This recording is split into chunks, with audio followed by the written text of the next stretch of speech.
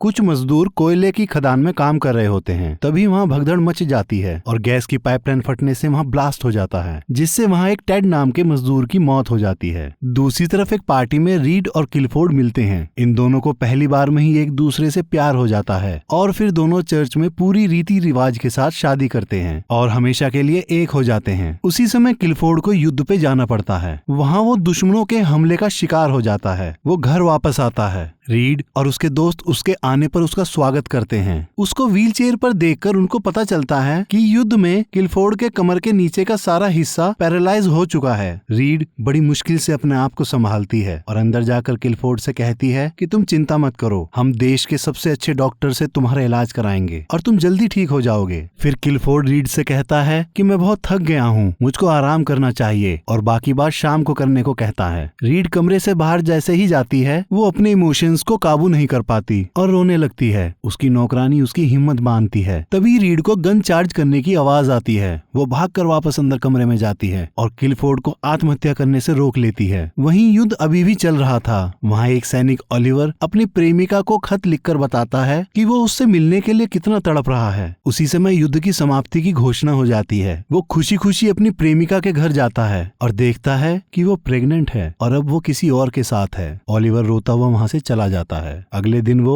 नौकरी की जगह खाली होने की वजह से किलफोर्ड के यहाँ जाता है तो किलफोर्ड को पता चलता है कि उसने उसकी बटालियन में ही रहकर युद्ध किया था। ये बात सुनकर किलफोर्ड उसको नौकरी पर रख लेता है और रीड को बताता है कि ये हमारा नया गेम कीपर है और ये मेरी बटालियन में मेरे अंडर था। अगली सुबह किलफोर्ड एक मोटर बाइक पर बैठकर अपने लोन के चक्कर लगाता है और बहुत खुश होता है। उसको खुश देखकर रीड भी अचानक चहक पड़ती है और बहुत खुश होती है। फिर वो उसी में बैठकर रीड के साथ ओलिवर के पास जाता है और दोनों का परिचय कराता है। तभी किलफोर्ड ओलिवर से गन मांगता है। उसको झाड़ियों में एक खरगोश दिखाई पड़ता है। वो गोली चलाता है पर निशाना नहीं लगता और खरगोश बचकर भाग जाता है। उसको बहुत शर्मिंदगी महसूस होती है। वो रीड के साथ वापस जाने लगता है। उसको फिर से खरगोश दिखाई पड़ता है। वो गन मांगता है पर ओलिवर खुद ही उसको गोली मारकर मार देता है। रीड जाते जाते ओलिवर को पलट कर देखती है। अगली सुबह किलफोर्ड सहारा लेकर अपने बेड से उतरने की कोशिश करता है, लेकिन बेड का सपोर्ट टूटने की वजह से वो गिरने ही वाला होता है। लेकिन रीड उसको पकड़ लेती है, जिसकी वजह से रीड की कमर में झटका आ जाता है। वो फिर भी किलफोर्ड को नहलाने के लिए उसके बाथरूम में जाने लगती है तो उसकी नौकरानी उसको बताती है आप आराम कीजिए क्योंकि सर की देखभाल के लिए कोई आ गई है और वो सर को नहला रही है। रीड ये सुनकर बाथरूम के गेट पर ही रुक जाती है। फिर रीड ब्रेकफास्ट के समय किलफोर्ड से लड़ती है कि ऐसा कैसे तुम किसी के सामने नहा सकते हो। किलफोर्ड उसको समझाकर शांत करता है कि वो सिर्फ एक नौकर है और यही उसका काम है। फिर कुछ दिन बाद रीड की नौकरानी उससे ओलिवर के कॉटेज की चाबी देने के लिए वहाँ जाने की परमिशन मांगती है। पहले तो रीड उसको मना कर देती है पर फिर बोलती है लाओ मुझको दे दो और मैं चाबी भी खुद दे दूंगी। रीड ओलिवर के पास पहुँचती है पर ओलिवर रीड से बहुत बेरुखी से बात करता है और कहता है ये इतना जरूरी नहीं था कि चाबी आपको लानी पड़ जाए। रीड गुस्से में वो चाबी उसकी टेबल पर फेंक कर चली जाती है। इधर किलफोर्ड अपनी फैक्ट्री का निरीक्षण करने आता है। उधर घर में ओलिवर मैडम रीड को अपनी हरकत के लिए माफीनामा लिखकर देता है। फिर कुछ समय के बाद रीड उसके कॉटेज की तरफ जाती है पर उसको बिना शर्ट के काम करता हुआ देख वहीं पेड़ के पीछे छुपकर ओलिवर को निहारने लगती है। तभी ओलिवर का कुत्ता रीड के पास भौंकता हुआ आता है। फिर रीड पेड़ के पीछे से निकलकर ओलिवर के सामने आ जाती है तो ओलिवर तुरंत अपनी शर्ट पहन लेता है और कहता है मैं तीतरों को पालने के लिए पिंजरा बना रहा हूँ। रीड उससे कहती है अगर मेरे पति को लेटर वाली बात पता चल जाए तो ओलिवर उनको ना बताने और उसको नौकरी करते रहने के लिए थैंक यू बोलता है। रीड मुस्कुराते हुए उससे कहती है तुमने मेरे बारे में ये कैसे सोच लिया कि इस छोटी सी बात के लिए मैं तुमको नौकरी से निकलवा देती। रीड वहाँ बैठी हुई फिर पूरी जगह को देखती है। ओलिवर चुपके से रीड को देखने लगता है और रीड उसको ऐसा करते हुए देख लेती है।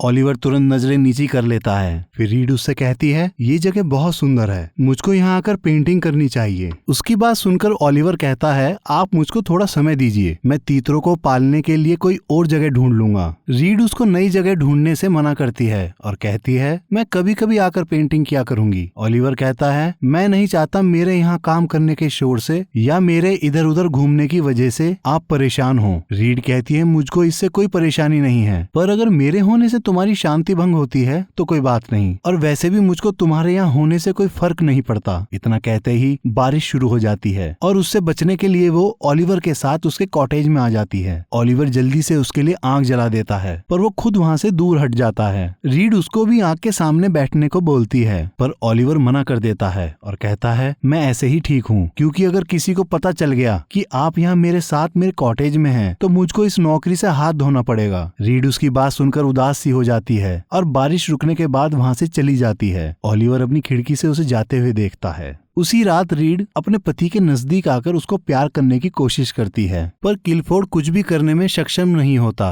तो वो सोने का बहाना करके रीड को सो जाने के लिए बोलता है और खुद जागता रहता है। अगले दिन किलफोर्ड रीड से कहता है हमारे पास बहुत कुछ है, पर इस संपत्ति को संभालने के लिए कोई हमारा वारिस नहीं है। अब संतान की चाह में किलफोर्ड अपना इलाज शुरू करवाता है। वो करंट देकर अपने लकवे को ठीक करने की दिन रात कोशिश करता है। उसका घर हर समय किलफोर्ड के दर्द भरी चीखों से भर जाता है। अब रीड से उसका दर्द सहन नहीं होता, तो वो इलाज रुकवा देती है। किलफोर्ड रोते हुए रीड से कहता है मैंने बहुत कोशिश की, पर कुछ नहीं हुआ। रीड उसको गले लगा लेती है। अगली सुबह रीड उदास सी होकर घूम रही होती है, तभी उसके ओलिवर के काम करने की आवाज आती है। वो उसके पास जाकर तीतरों के चूजों को देखकर बहुत खुश होती है और एक चूजे को अपने हाथ में लेने के लिए ओलिवर से कहती है। वो उसको एक चूजा निकालकर जैसे ही देता है, रीड उसकी उंगलियों को छूती हुई उस चूजे को पकड़ लेती है और ऐसा करते समय वो ओलिवर को ही देख रही होती है। ओलिवर कहता है ये चूजा आपको अपनी माँ समझ रहा है। रीड उसकी बात सुनकर अचानक से रो पड़ती है। ओलिवर उसको रोते हुए देख हिम्मत करके उसको गले लगा लेता है। गले लगाते ही उसको ऐसे लगा जैसा उसका मन ऐसा ही कुछ चाहता हो।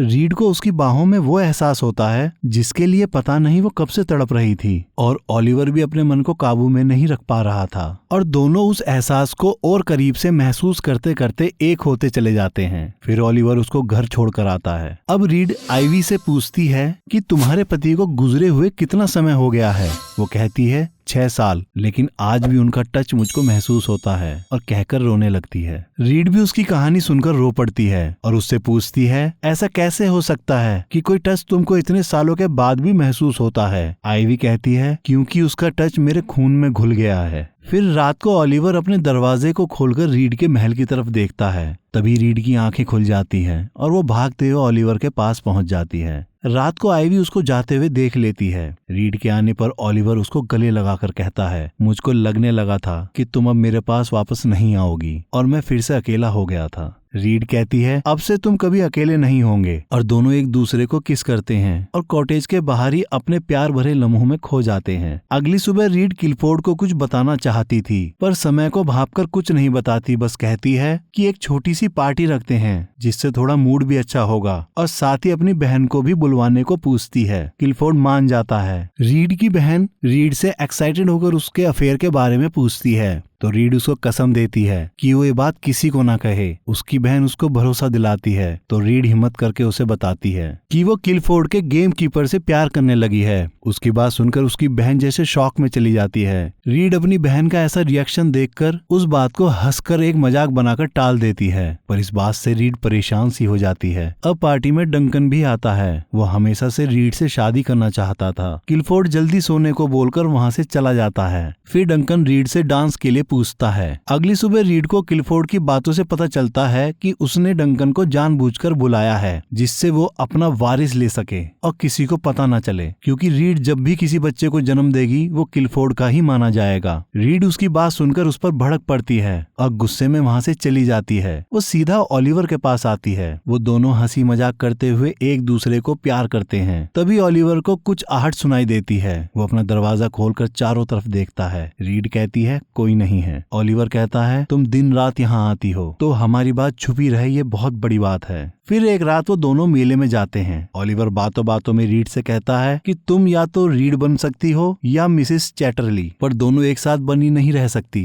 उसकी बात सुनकर रीड सोच में पड़ जाती है, क्योंकि ओलिवर की मोहब्बत अब रीड को उसकी आंखों में साफ दिखाई देने लगी थी। अगली सुबह रीड अपने आप को शीशे में देखती है और समझ जाती है कि वो प्रेग्नेंट है, और ये बात वो अपने पति को बताती है। किलफोर्ड खुश होकर कहता है तुमने मुझको बहुत खुश कर दिया, और बच्चे के पिता के बारे में पूछता है। रीड कहती है कि इस बात को आप मुझ तक ही सीमित रहने दीजिए और मुझ पर भरोसा रखिए। किलफोर्ड मान जाता है। अगले दिन किलफोर्ड रीड को लेकर अपने पाले हुए तीतरों का निरीक्षण करने के लिए ले जाता है। किलफोर्ड आगे निकल जाता है। तभी ओलिवर पीछे से आकर रीड को किस करता है। इधर किलफोर्ड की बाइक कीचड़ में फंस जाती है। वो ओलिवर को आवाज लगाता है। ओलिवर धक्का मारकर कीचड़ से हल्का सा बाहर निकाल देता है। फिर किलफोर्ड क्लिफोर्ड खुद उसको रेस देकर निकालने की कोशिश करता है पर निकाल नहीं पाता। तो रीड कहती है मैं भी धक्का लगा देती हूँ। क्लिफोर्ड कहता है कि इस हालत में तुमको खुद को संभाल कर रखना चाहिए। इतना सुनते ही ओलिवर रीड की तरफ गुस्से से देखता है और फिर बाइक को धक्का मारने लगता है। ओलिवर की खांसी शुरू हो जाती है जो कोयले की खदानों में काम करने से हुई थी। रीड उसको ऐसा ना करने के लिए कहती है पर ओलिवर गुस्से में गाड़ी निकाल देता है और खांसता हुआ अपनी गन उठाकर वहाँ से चला जाता है। रीड क्लिफोर्ड पर गुस्सा करती है और उसको बोलती है तुम घर जाओ और डॉक्टर को भेजो और खुद ओलिवर के कॉटेज की तरफ दौड़ पड़ती है। ओलिवर रीड से कहता है तुमने मेरा यूज किया क्योंकि तुमको मुझसे सिर्फ बच्चा चाहिए था।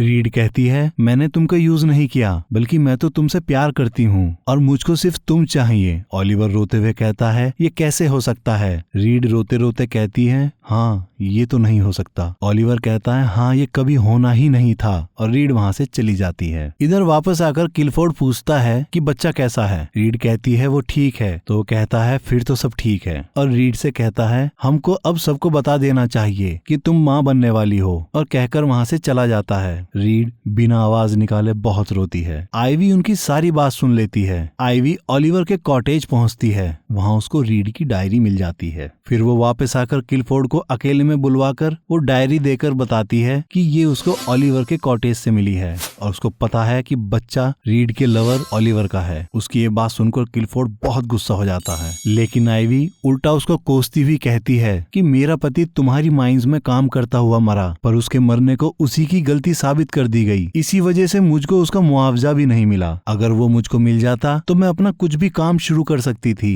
लेकिन अब मुझको 300 पाउंड्स की जगह सिर्फ 30 सेलिंग्स पे काम करना पड़ता है क्योंकि तुम लोगों ने कहा कि मेरा पति शराब के नशे में था जिसकी वजह से वो समय रहते बाहर नहीं निकल पाया। अब मुझको उन 30 सीलिंग्स के लिए घंटों लाइन में लगे रहना पड़ता है और जिस अपमान को मैं सह रही हूँ आप उसका एक अंश भी महसूस नहीं कर सकते लेकिन आखिरी में आपको वो सजा मिली है जिसके तुम हकदार थे और कहकर वहाँ से चली जाती है। इधर रीड क्लिफोर्ड को तलाश करती हुई घर के बाहर आती है। क्लिफोर्ड वहाँ अकेला अपनी व्हील चेयर पर बैठा होता है और रीड से बोलता है कि क़यामत हो चुकी है। उसकी बात सुनकर रीड की आंखों में आंसू आ जाते हैं। वो वापस घर में चली जाती है। इधर आइवी वहाँ से हमेशा के लिए जाने लगती है। रीड उससे बात करने के लिए उसे रोकती है। आइवी कहती है कि ओलिवर ने आपके उद्देश्य को पूरा किया। तो रीड पूछती है क्या ये सब तुमको ओलिवर ने बताया। वो बताती है जब तक वो जिंदा रहा उसने अपने मुंह से एक भी शब्द नहीं कहा। इतना सुनते ही रीड टूट जाती है और रो पड़ती है। उसको ऐसे रोता हुआ देख आइवी उससे पूछती है आपको उसकी चिंता है। रीड पलट कर कहती है मैं ओलिवर से प्यार करती हूँ, वो भी बेइंतहा प्यार। रीड की ये बात जानकर आइवी को गिल्टी होने लगती है और वो रीड से कहती है ये मैंने क्या कर दिया, पर इससे पहले देर हो जाए आप तुरंत ओलिवर को रोक लो। रीड को जैसे ही पता चलता है वो जिंदा है वो भागकर ओलिवर के कॉटेज पहुंच जाती है लेकिन वहाँ उसका सामान न देखकर बाहर रोते हुए बैठ जाती है। तभी ओलिवर वहाँ आता है। वो भागकर उसके गले लगती है। रीड ओलिवर को समझाती है कि वो सच में उससे बहुत प्यार करती है और उस प्यार की निशानी को अब वो अपने अंदर पाल रही है। ओलिवर कहता है मैं भी तुमसे बहुत प्यार करता हूँ और अब तुम्हारे साथ ही रहना चाहता हूँ, सोना चाहता हूँ और वो भी बहुत लंबे समय के लिए। रीड उसकी बात सुनकर उसे गले लगाकर किस करती है। फिर वो क्लिफोर्ड के पास जाती है। क्लिफोर्ड कहता है तुमने मुझसे 2 वादे किए थे, पहला शादी और दूसरा एक वारिस को जन्म देने का। रीड उसका जवाब देती है। वो कहती है पर जिंदगी ने अपना एक नया चेहरा दिखाया है। क्लिफोर्ड पूछता है तो तुम किसके लिए सब पीछे छोड़ रही हो। रीड कहती है प्यार के लिए। क्लिफोर्ड उससे कहता है तुमने अपने कुछ एहसासों के लिए मेरी जिंदगी को तबाह कर दिया। रीड कहती है मुझको तुमसे सिर्फ तलाक चाहिए। क्लिफोर्ड दुखी होकर ओलिवर को बुलवाने को कहता है। ओलिवर आकर बताता है कि तुम में इतनी हिम्मत नहीं कि तुम मुझको याद करके पहचान सको। क्लिफोर्ड कहता है क्या पहचानूं? ओलिवर कहता है जब युद्ध में तुम घायल हो गए थे तो मैं तुम्हारे ऊपर आके खड़ा हो गया था और मैंने तुम्हारी आंखों में वैसे ही झांक कर देखा था जैसे मैं अभी देख रहा हूँ। तुम्हारी आंखों में वो मौत का डर था। मैंने तुमको वहाँ से निकाला। क्लिफोर्ड उसकी बात सुनकर कहता है अपना सारा सामान लेकर मेरे यहाँ से चले जाओ। ओलिवर गुस्सा हो जाता है लेकिन रीड उसे रोक लेती है। फिर रीड क्लिफोर्ड से कहती है आप जब आए थे तो मेरे लिए अपना जीवन खत्म करने के लिए तैयार हो गए थे और मुझको भरोसा है अभी भी उस एहसास का कुछ हिस्सा आपके अंदर होगा। उसी प्यार के एहसास के लिए एक आखिरी बलिदान आपको करना होगा। और कहकर वहां से ओलिवर के साथ चली जाती है। क्लिफोर्ड वहां बैठा सोचता रह जाता है और फिर बाहर आकर रीड से कहता है तुम तलाक ले लो मैं तुमको तलाक देता हूँ। और ओलिवर से कहता है कि तुम रीड को ले जाओ, ये तुम्हारी हुई और ये सारी दुनिया मेरी हुई। वो दोनों वहाँ से चले जाते हैं। रीड ने अपने प्यार के लिए सारा ऐशो आराम छोड़ दिया। क्लिफोर्ड दुखी मन से उनको जाते हुए देखता है और मूवी यहीं खत्म हो जाती है। आशा करता हूँ कि आप सभी को ये एक्सप्लेनेशन पसंद आई होगी। और भी मूवी के एक्सप्लेनेशन सुनने के लिए आप हमारे इस चैनल को लाइक करें, सब्सक्राइब करें और साथ ही बेल आइकन दबाना ना भूलें।